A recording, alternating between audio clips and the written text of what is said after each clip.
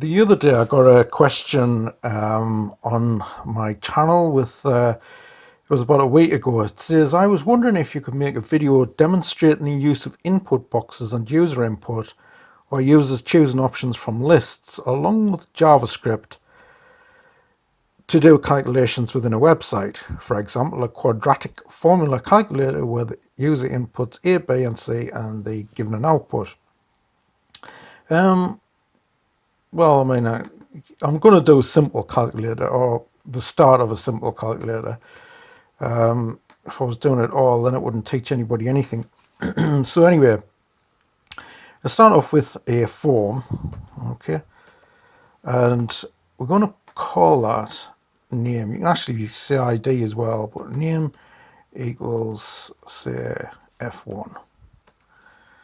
And in this form, I'm going to put 6 inputs.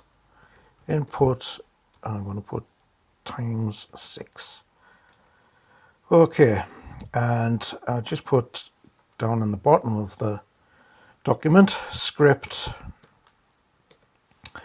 and here we're going to put in the first one. I'm going to put name equals 1. I'm going to put value equals nothing really on there. And then the next one I'm going to put in name equals 2. And again, value equals just the mark things there. And this one I want to put in name equals total. Okay. And I'm going to put value equals again. You can actually put the values of 1 even if you wanted to, so you maybe don't need the name really, but anyway, we're going to do it that way. For the next, I'll just file save. It's best to probably put these in a folder, and I'll put this in here. It's just called cal folder.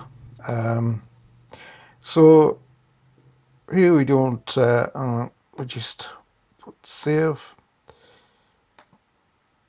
and there we have like your six boxes. On these ones here, we're going to put type, where it says type in the next 3, I'm going to put in button. Okay. Don't use button like the button as in just a button. Use input for this particular exercise, because this is better. This is a better way around it. The other way won't work as well. Okay, so now we have we just put in a break there as well. All right, so I'll just put this auto load. All right, so it's I'll put another B break there. I also want to put one here, so this is just like tidying everything up, just to try and put everything together, if you like. And the button, we're going to put in name, we're going to put value equals plus. Okay, so that should be there. All right, you can put in number 1 or first number, second, okay, just something like this, and you can put in the total for that, second, and your first number, just put colons just to make it look better. I'm not going to do any styling at all with this. I'm just going to do it like I say. Just a minute, just put a couple of breaks there, times 2. Okay, and see if it changes. All right. So what we want to do, I mean, when you actually know how to do these calculators, you can start using like all input buttons and stuff. But this is a very simple method. Simple as in it looks simple. I mean, all coding has its challenges. But what we want to do is put a number in there and a number in here, and we'll get the total by doing the plus sign. Okay, so now we're going to do a little bit of scripting. So we're using JavaScript, and I'm going to put in vary a equals. Now this is something called eval function. It's eval is a function that's already found in JavaScript. It's not something that's made up. It is actually it can change strings to numbers. So what we're going to do here, you have to say document. Okay, document dot, and what we're doing, the document we're calling is the F1. So that's F1 is the form name. Okay, and 1 is the first number, and then dot value. Okay, the next line is going to be, you can vary, you can do whatever you want here, you can call it whatever you want. Next line, I'm going to put in eval. Okay, and I'm going to put in document dot F1 again. All right, and I'm going to put in 2 because that's the name of the second input, and we're going to put value in again. Okay, and a semicolon to go there too. Very okay, so what I'm going to do then is vary c equals a plus b.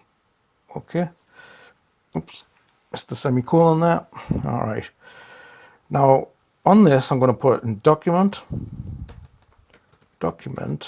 dot f1, and now we're going to put this in the total box. So it's document f1, and the name of that is total dot value equals c. Okay, now we have to call a function. So what we're going to do is we're going to call a function. So when you press this button, the plus, it actually goes to the numbers, and then it calculates it.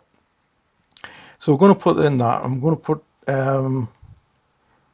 we're going to put this on click equals add and brackets. Okay, so how we do that, calling a function, we have to put in function, and the name of the function's add. So we just do that with the brackets, and then what we do is we have the curly brackets. Okay, so curly brackets and curly brackets after that C.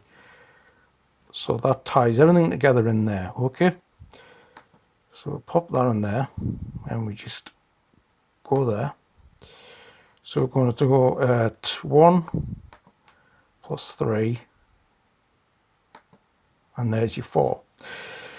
Right, so what I've done there is giving you a go, right? You can put anything you want in here. You can put in 24 and it'll still do it. Okay, so 8 and 32. So there you go. So what I've done is I've started you off on there, and I think that's a good exercise for anybody that's interested in doing this. So what you would do next on the where the plus is, you'll put in minus, you could put in times, and you put in forward slash for divide. The JavaScript knows that. Okay, so what I want anybody that wants to do this is have an exercise and try and, I mean, it's not too difficult. You're just going to follow this pattern. So where you would say where it says plus, and then you put in a different thing, say a minus or less than or whatever, or times functions. And what you could do is then you put your functions down on there.